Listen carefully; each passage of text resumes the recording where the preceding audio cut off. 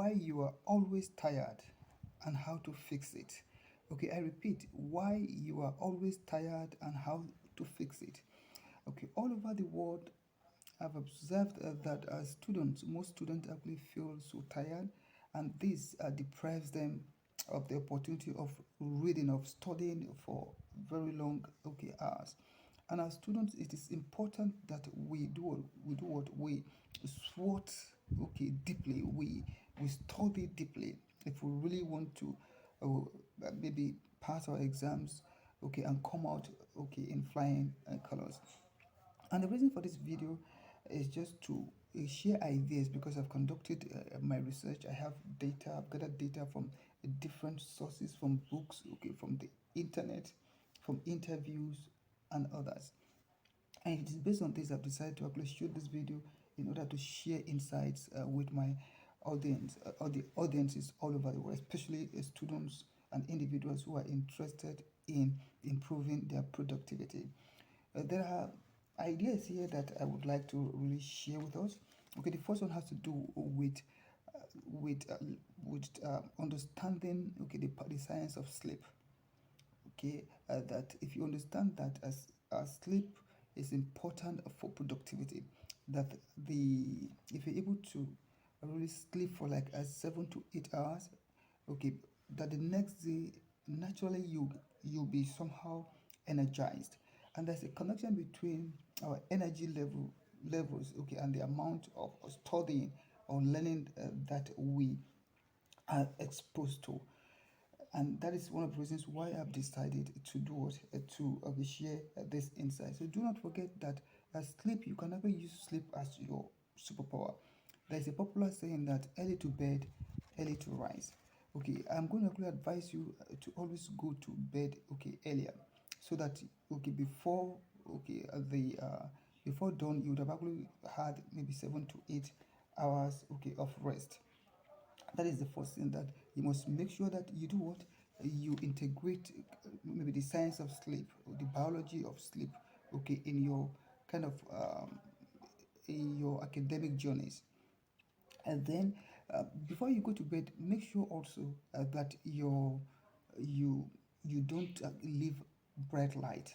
Okay, because if you leave bright light, this will hinder your brain, especially the hypothalamus. The hypothalamus is that organ in the brain that is responsible for the control of all this endocrine system, like the pineal gland that is responsible for the secretion of melatonin. Melatonin is that chemical that makes us that makes us, that forces us spontaneously to actually go to bed. Then another thing that I'm going to really advise you to do is that, for if you are an individual who uses, a student who actually uses alarm, please and please make sure that you don't that you put the alarm in a way that it doesn't maybe jolt you out of bed. You can use maybe cool sounds, so that when you're in your sleep, as soon as you hear that sound, you'll be encouraged leap leap out of the bed, and to really get yourself set for studying and for the day's work. And then the other point is this: very early in the morning, I'm going to advise you that you try to actually expose your eyes to sunlight. Okay, my one of my mentors is Professor Andrew Huberman. He has repeatedly spoken about the importance of doing what of this sunlight exposure into our eyes. There's a way that it actually helps us throughout the day, and that when the time comes for us to really go to bed, we're going to really find it very easier to go to bed. The another thing is that make sure that you are watchful of the kind of diets that you take. For example, maybe in the evening, I'm going to really advise you to eat anything that is very, very not too heavy. Okay, and make sure that you don't take from um, let's say from 4 p.m. Please desist from taking coffee, because coffee blocks those receptors in the brain that release melatonin. So please make sure that you are very conscious of that. Then also make sure that you take enough vegetables. For someone like me, what I do is this: I take oranges, I take all mangoes, and then I have this vitamin supplement. Okay, you can also do, you can integrate it, okay, into your lifestyle. It's going to really help you. It's going to increase your apart from the fact that it will build your maybe improve the efficacy of your immune system. It will definitely, okay, increase your energy levels. Then one other point is this, that I'm going to really advise you to always engage in exercise.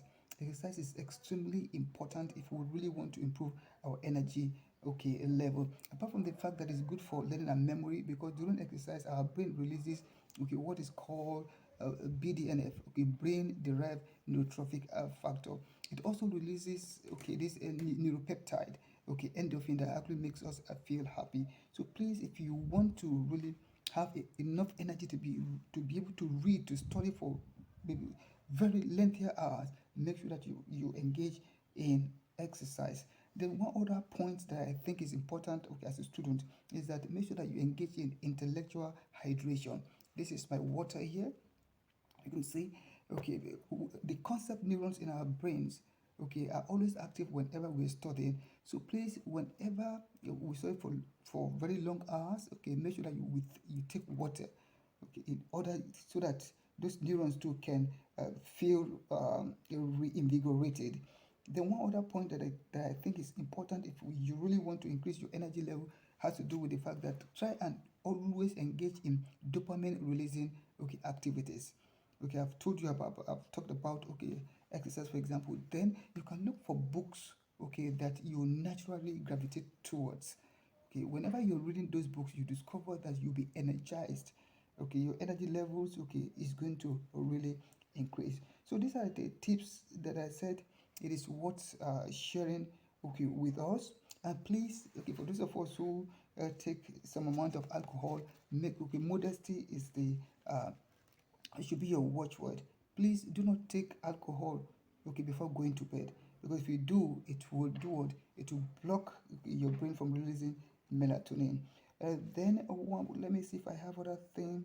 Yes, before you go to bed, please, around 8, make sure that whatever you're going to do, okay, between 8 and 9, you don't take your smartphone to bed. Okay, if you do that, it's going to do what? It will delay, okay, the time for you to fall asleep. Okay, and by so doing, you might actually go to bed late, and it might actually hinder you from sleeping, okay, for 7 to 8, okay, hours that doctors all over the world have actually recommended. So thank you so much, okay, for your time, and as I see you in the next video.